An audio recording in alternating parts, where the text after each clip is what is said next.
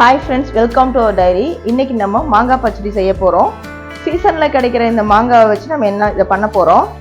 அதுக்கு என்னென்ன தேவைன்னு பார்த்துக்கலாமா? மாங்காய் நான் 2 மாங்காய் எடுத்திருக்கேன். இது ஒரு 600 to 700 கிராம் இருக்கும். நம்ம கொட்டையெல்லாம் போக ஒரு 500 கிராம் இருக்கும். இதில் அடுத்து 3 காஞ்ச மிளகாய் நான் இந்த மாதிரி கட் பண்ணி வச்சுருக்கேன்.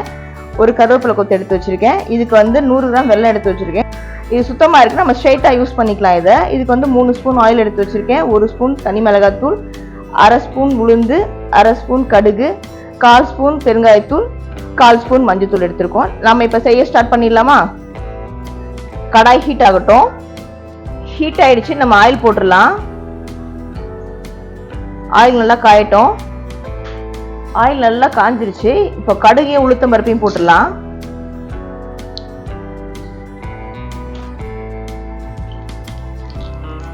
காஞ்ச மிளகாய் போட்டுடலாம். கருவேப்பிலை போட்டாச்சு. பெருங்காயத்தூள் போட்டு விட்டுடலாம்.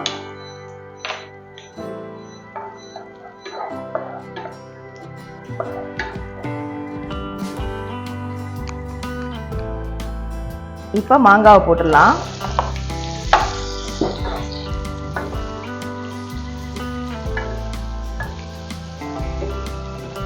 மாங்காய் நல்லா வதங்கட்டும்.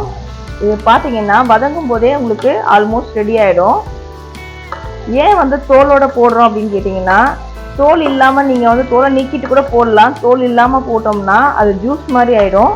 தோலோட இருந்தால் நம்ம பீஸாக எடுத்து சாப்பிடலாம். அதனால தான் தோல் போட்டிருக்கேன்.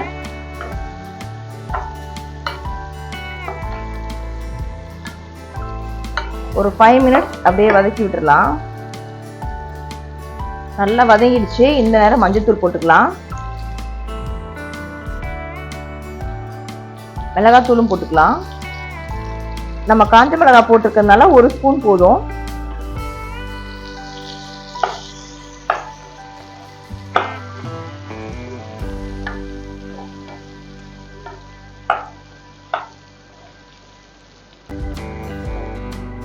உப்பு தேவையான அளவு போட்டுக்கங்க.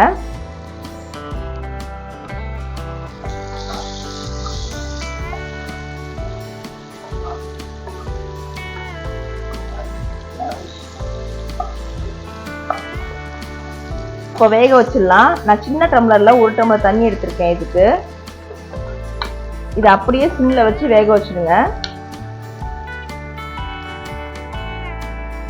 மூடிடலாம்.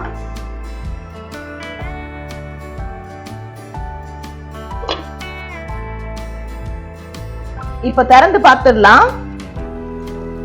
பாருங்க, நல்லா வெந்துருச்சு. நம்ம இப்போ வெல்லம் போட்டுடலாம். இல்ல டஸ்ட் இல்ல, நான் அப்படியே கலந்துக்கிட்டேன்.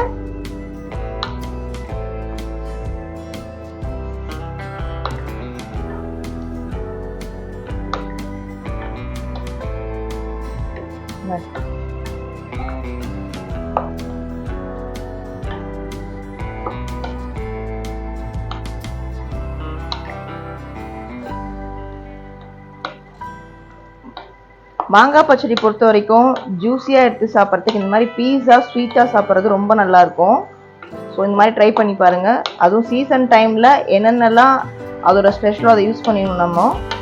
ஸோ மாங்காயில் இதுவும் ஒரு ஸ்பெஷல்.